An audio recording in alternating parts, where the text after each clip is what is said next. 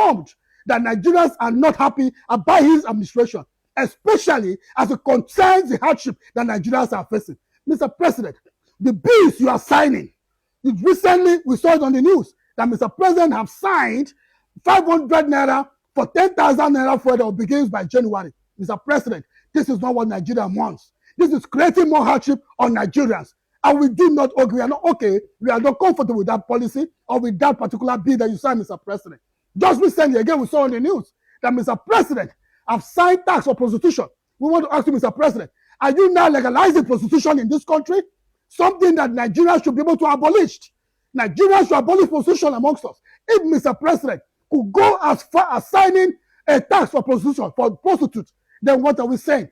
Such a bill does not mean well in this country. Such a bill will not be able to clean the system. Rather, it will increase the high level of corruption that is being indebted or that is actually currently living with Nigerians. Mr. President, I want to tell you that what you are doing and your administration is not favorable to Nigerians and may call for a serious revolution against you. I'm also call for a challenge in your success come 2027. If you do not succeed come 2027, know very well that you actually do not pay attention to the demands and the yearnings at the core of Nigerians. We are now making a call. Now, Mr. President, go back and revisit the pump price of petrol. We want the pump price of petrol to go back the way it were when you protested.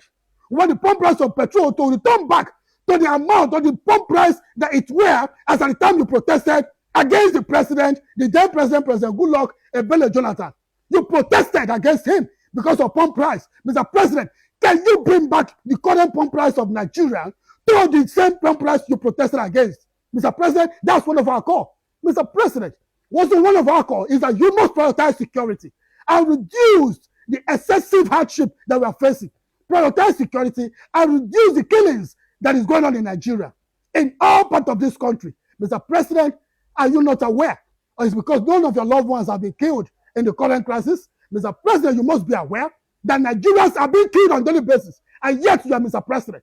How do you feel? Go to the other part of the world to represent Nigerians and say Nigeria is corruption-free, when you know very well that indeed what you said there is not what is going on in this country. How then do you feel about them, Mr. President?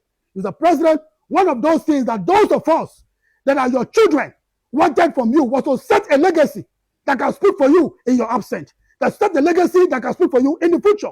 Mr. President, what is your legacy? What is the legacy you are going to leave behind? Is it that you said a Milokon that it is your turn and you become the president? Is that the legacy? Mr. President, Nigerians and the poor masses of this country are telling you that that indeed is not a legacy for you to leave behind. Because the only legacy that we see at this point is that, Mr. President, you said it's your turn and you successfully emerged as the president in Milokon. That's not the legacy, Mr. President. Mr. President, one of the legacies you are going to leave behind